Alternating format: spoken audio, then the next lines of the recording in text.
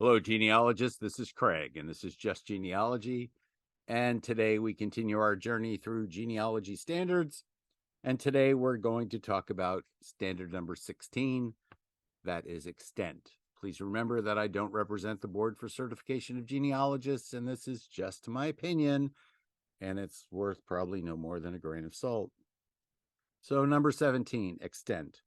Whether a genealogical question is simple or complex, the research plan aims for reasonably exhaustive research required for genealogical proof. Thorough research gathers sufficient data to test and to support or reject hypotheses concerning identities, relationships, events, and situations. Acquiring sufficient data may require broadening the research beyond the person, family, event, or situation in question. Thorough research attempts to gather all reliable information potentially relevant to the research question, including evidence items conflicting or consistent with other evidence items. Thorough research therefore aims to consult all potentially relevant sources. It emphasizes original records containing primary information, which may be used as direct, indirect, or negative evidence.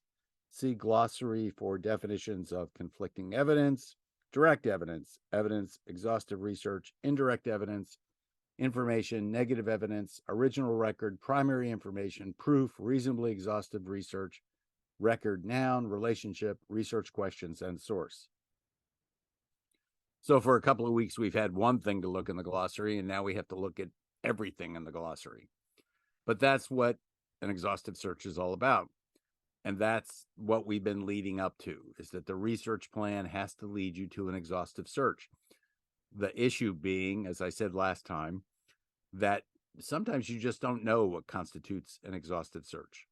I'm going to have fun at the National Genealogical Society conference in Richmond this spring, because I'm going to have a talk on what is, in regards to military records, a reasonably exhaustive search.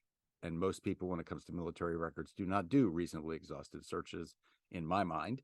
But then again, most people haven't learned all the nuances of post-war research, for example, something other than pension, that kind of stuff. But that said, the most used word in this standard is thorough. And the issue becomes one of, how do you know that you've been thorough? And part of the issue is that you don't.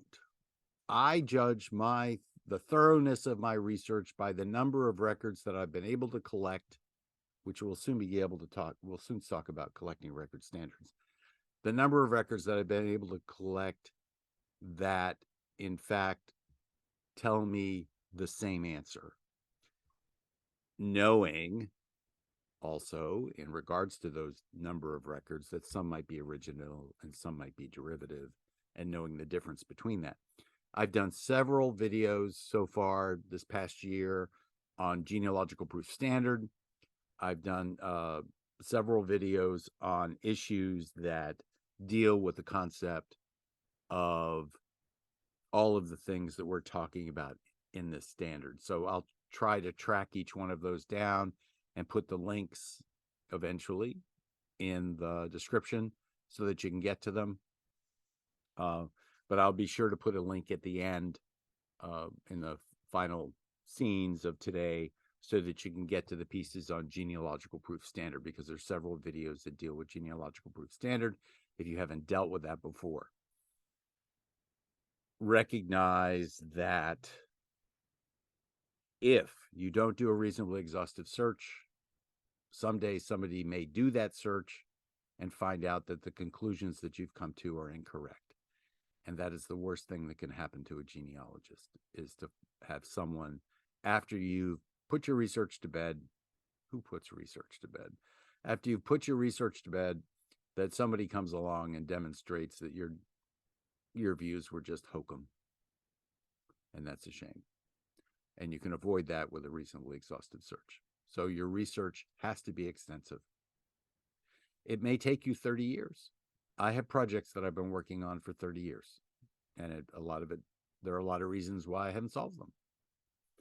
Largely because my great-grandmother lied. No, God rest her soul. She cheated at checkers. So this is Craig. This is Just Genealogy. And we're then again been talking about genealogy standards. I haven't said this in a while. Please subscribe.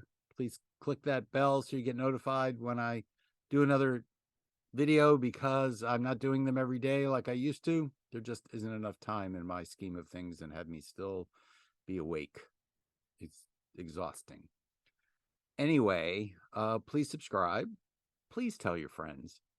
I think I provide a valuable resource. If you think I provide a valuable resource for genealogy and you want me to keep doing it, tell me so.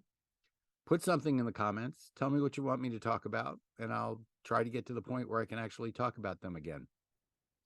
Part of the issues that I'm dealing with right now is I'm preparing to acquire the publications of another genealogy publisher, and trying to get everything get together has been pretty traumatic from the perspective of how it's eating my time up. But soon I'll be able to tell you that I've added another resource to Heritage Books.